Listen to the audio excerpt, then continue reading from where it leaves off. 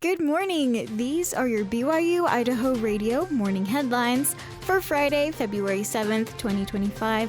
Thanks for listening. I'm Brianna Latouche. Lava Hot Springs is gearing up for its annual Fire and Ice Winterfest. The two-day extravaganza of winter and fun and wild costumes is Friday and Saturday.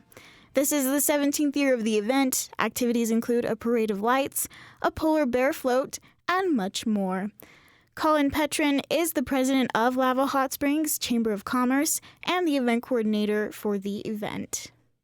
Fire and Ice Festival started as just some locals coming together and passing time in the winter, in the dead of winter, which in Lava is pretty cold and not as many tourists. Started with people kayaking and tubing down the river as a race, and then some people skiing down the mountain with torches. It has grown into quite a few events spread out between 2 days, a Friday and Saturday. Today's activities include a market fair and food trucks at noon. The highlight of the evening will be the 7 p.m. parade of lights with a polar bear theme lighting up the town. Saturday's activities include a waffle breakfast and the running of the bulls, where participants run down Main Street in swimsuits. There will also be a polar bear costume contest and a float down the Portneuf River on inner tubes.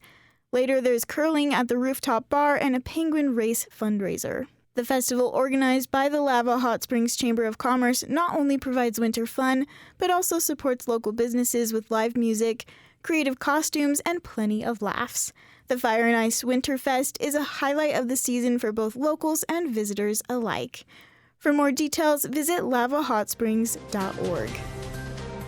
2 people are dead after a propane explosion. The explosion happened at a vacation home on Kilgore Lane, east of Kilgore Store in Clark County. Casualties include 1 man and 1 woman, both of whom were found at the scene. The Jefferson Star reports the explosion and subsequent fire were likely caused by a long-standing propane leak. It is believed that the leak was present for a long time while the home was uninhabited. The 2 victims returned to the home and restored the power, most likely igniting the fumes and starting the fire. The fire took about 8 hours to put out. Authorities say the homeowners hadn't been living there for some time, but had reached out to a friend in the town shortly before the explosion. The names of the victims have not been released, and the investigation continues. February 5th has officially been named Idaho Loves Shelter Animals Day.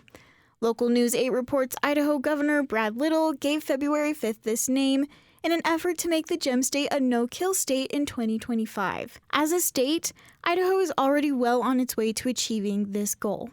It only has 3 animal shelters left that need to reach a 90% save rate for animals that reside in those shelters. Snake River Animal Shelter Director Michelle Zeal-Dingman told Local News 8 that shelters only euthanize pets because they get overwhelmed and they have nowhere else for stray and abandoned animals to go.